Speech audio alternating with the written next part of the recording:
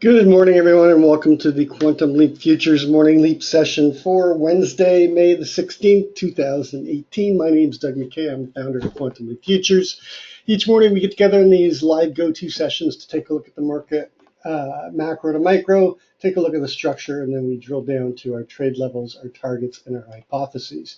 We do create multiple hypotheses. Nobody's going to tell you what the market is going to do. Therefore, we create two main hypos or main trade plans, and then we wait for the market to open, show us who's in control, and then execute the plan that best suits the market.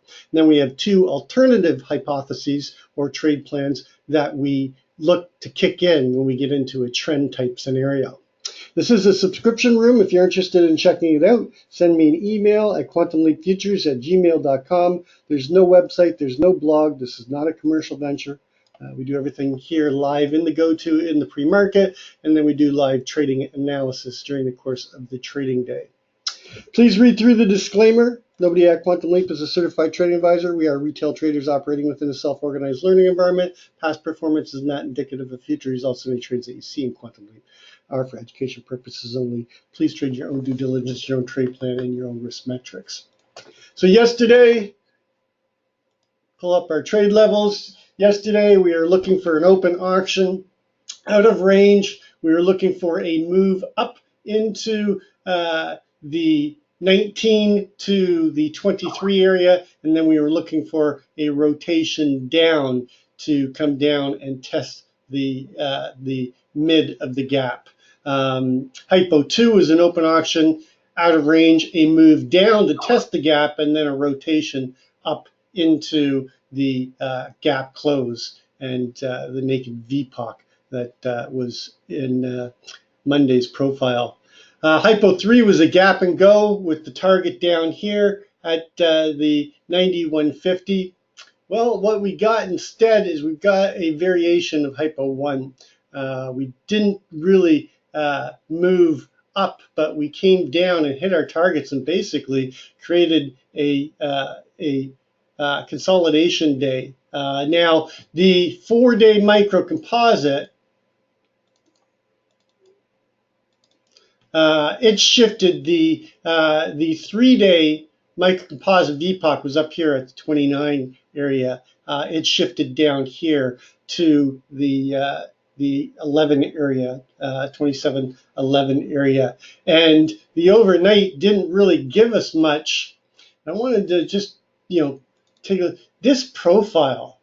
This looks like a balancing. Whoops, it looks like a balancing day, which it was, but look how boxy it is with some heavy volume on the upper side of the value area. And that's the sellers. The sellers were just relentless and not letting the buyers, even though the buyers were very active and we were getting these rips to the upside, the sellers were absorbing them here in the 11 area. Now, overnight, not much has changed. We have traded inside of yesterday's profile and have only had a 10.25 point range, which we haven't seen for a while, this type of tightening. So we are compressing again to make another move. So just be careful. Any catalyst could set this off for a rip much higher or a breakdown. But before we get into all that, let's take a look at the news for the day. We did have building permits came out at 830 month over month, came out at minus 1.8 versus expected minus 2.3. Building permits in April were higher. Housing starts, though, were lower, and manufacturing sales was higher in Canada. So mostly not bad. A little bit of a miss here, but nothing that we didn't really get any big reaction off of it. In 24 minutes, we've got capacity utilization, industrial production, and manufacturing production. Those aren't really big, but it might set something off. 10:30, we've got crude oil inventories. We do have MBA delinquency rates today, and but the big one is going to be the crude oil. Got Bank of Canada Governor Council member Shembri speaking, and then we've got Bullard speaking later tonight. So not a lot of scheduled news. Of course, we've got the headline news talking about the fact that uh, North Korea is threatening to put off the talks with South Korea and with Trump later in June. So a lot of rhetoric going out right now. So we just have to be careful and caution on any type of headline news. Each morning I like to start my day with the same routine. I do this for a reason. I start with the monthly. I use a 9 EMA and a 20 SMA. What I'm doing is I'm going through the routine every morning to remind myself where we are in terms of the trend at each of the time frames. On the monthly, very strong trend. We had 14 months of one time framing up. February violated the one time framing. They came down, tested the 9, and for the last 4 months, we've challenged this 9, but we have not closed or broken below it and held. And this trend doesn't even get violated until we get below the 24.8575, even if we make a push down into the 2600s and 2500s. The trend on the longer time frame is still valid. Going to the weekly, we had this strong trend up, and then they came down and they violated it, took it right back, failed again, and it looked like, okay, we're going to get a bit of a trend change on the weekly. And then what do? They take it back, and now we're trying to hold above the 9. We're below it right now. The 2700 is a key level, but this trend doesn't get violated until we get below the 2680 area. Going to the daily, we are still above the 9 and the 20, but we've lost some slope and separation, and we continue to push against this 2700 and the 9 EMA that's sitting right below the 2700 central mark. Going to the intraday, the 4-hour. The 4-hour, we have broken below the 9 and the 20, and we're getting a trend change, and we're getting slope and separation to the downside. Watch this area here. I'm watching the 1250 area because that's where they were holding it for the most part, but the 13.25 is going to be an important level for us to hold below if we're going to get rejection and a continuation of the trend down. And last but not least, just going to the 30-minute, you can see that we've been in this sideways consolidation all night, but we continue to fail to get and hold above the 9 and the 20. So if we take a look at the structure, and again, this is a big, ugly mess right now. We tried to hold value, we broke down, and then we tried to break back up, and they failed again at that 2800 area. And then we come down, and all we've been doing is chopping around through this large value area that goes from the 2719 all the way down to the 2591 area. We broke out. We tried to hold value up here at the 29. They failed. We gapped down and we come down. Now they're trying to hold value in an area between this 270650 and the 2711 area, and we're back inside of the large value area. Key levels to pay attention to, obviously the centennial number. My warning line is going to be the 2703 area, but obviously the centennial number. And we did go down and test the mid of the gap at the 270150. We dipped below to the 2700 and 50. But if we get below the 2700, the key target below, there's 96 first, but the big one is back here to this 91.75, and then 84 and a quarter becomes a key support, because below that we're likely to come inside the smaller value area, okay, that starts from this breakdown day on March the 22nd, and come down further and back to the longer time frame composite VPOC, which is sitting down here. There's two of them. There's one at 2668 and a quarter, and 2669 and a quarter, all sitting on top of it. So the VPOC from this time frame, from the March 22nd and the one from February 22nd, are sitting on top of each other. So if we fail to hold that 84 and a quarter, this is going to be the key target, and a complete take back and a return back to balance. If we can hold the 03 level, come back up and accept this 2711 again, I'd be looking for a push back up to test the 17 to 19 area and possibly go up and fill the gap, the mid of the gap being at 27.2075, and then 25 becomes a key area for us to break above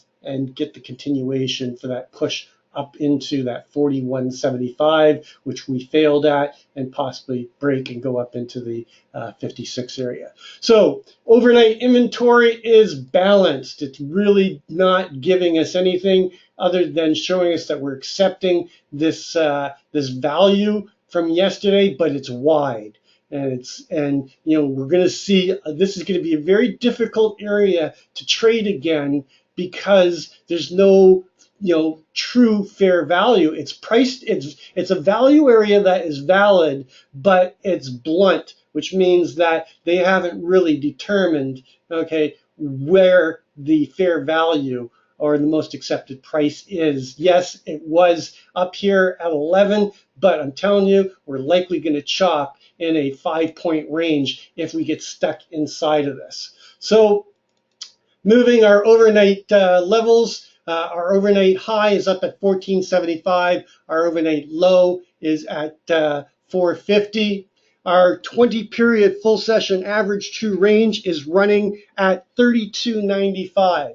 So based off of the overnight low, our upside daily ATR is all the way up here at 2737.50, and based off of the overnight high, our daily downside ATR target is down here at 2681.75. Why is this important to know? Well, it's important to know that our range capabilities takes us, okay, up into the 37 area or down into the 2681 area, and that's without breaking the average true range. We still have the bottom of this gap. We didn't actually hit the bottom of the gap, so this gap is still valid, and we put in a new gap up here with the mid at the 2075. My over underline, as I said, is going to be just here at the 1250. You can use the 1350, but I think if we get above the 1250, we're likely to go and take out that 1475. So I'm using a breakout above the value area high from yesterday and a push through where they were having, it was like a brick wall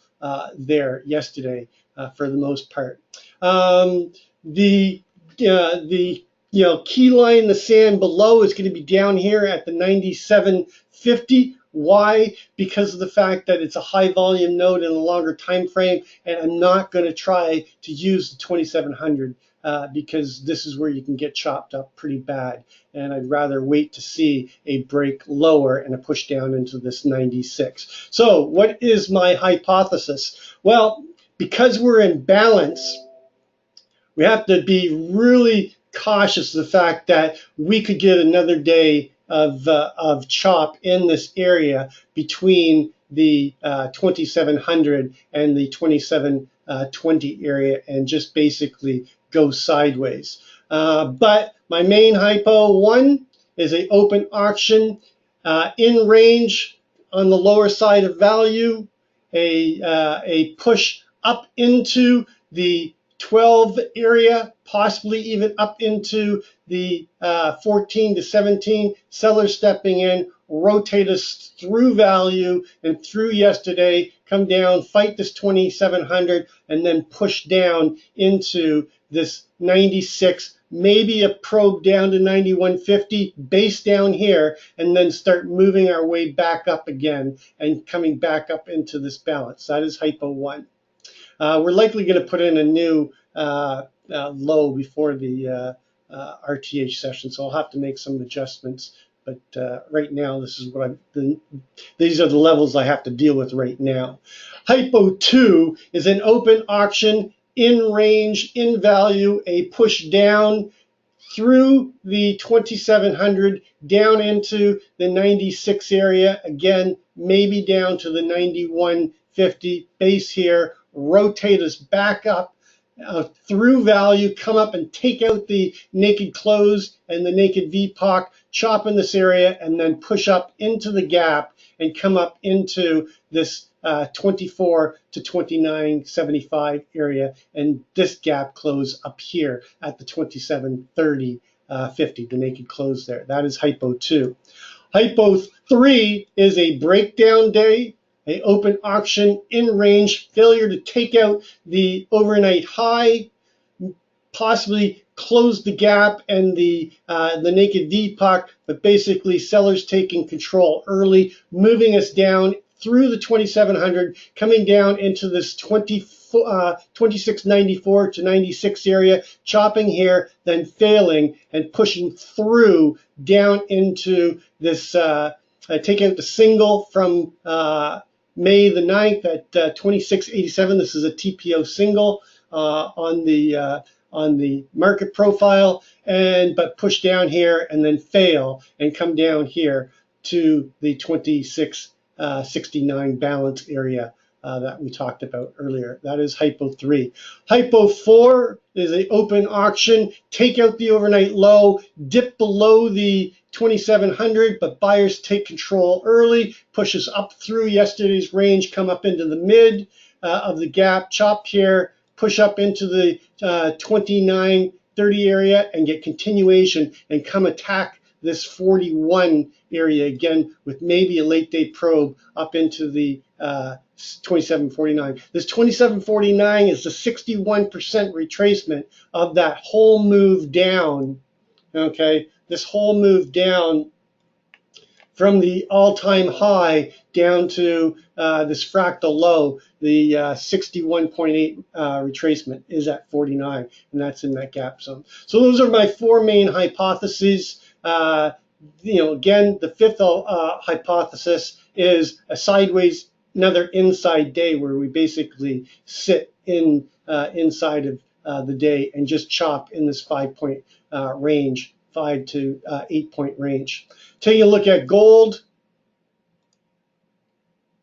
We talked about how important holding that 19 level was, and once we failed, that we weren't likely to hold the 4 or the 13, and we make the move down into the 1290.80. We did that yesterday. They've actually pushed through. I did buy this. The first touch was the best one, which got down to 91.40, and then it bounced $5. And I missed that one because I was trying to, I was actually working 1290, 90 even, and I'm sorry, 1291 even. So they missed me by like 4 ticks. I was really upset about that. But anyway, I did catch the second, and I got funded, and it rotated, but then I came back and took my runner out at my entry. But that's, this is going to be a magnet now, and we're going to probably sit sideways here and chop in this area,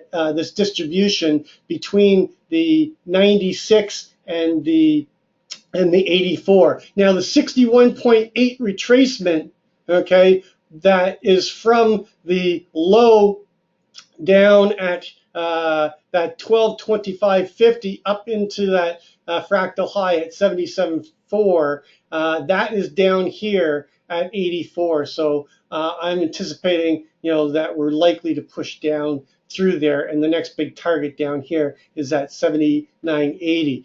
If we break below this level right here, then I'm looking for a bigger move down into some of these other former microcomposite VPOCs. But I'm thinking that gold is going to start to base in this area, okay, between the 13 and the 78, and then get our next leg up. In probably mid-June, we start moving up in gold again, back up into the 1300s. So it's going to be hard to trade gold in this area, but if you're doing anything, fade the moves back to the 1290.80 area. It is the most traded price going all the way back to October the 24th, 2008, and therefore it's going, now that we're back down here, it's going to be a little bit tough to get away from it right away.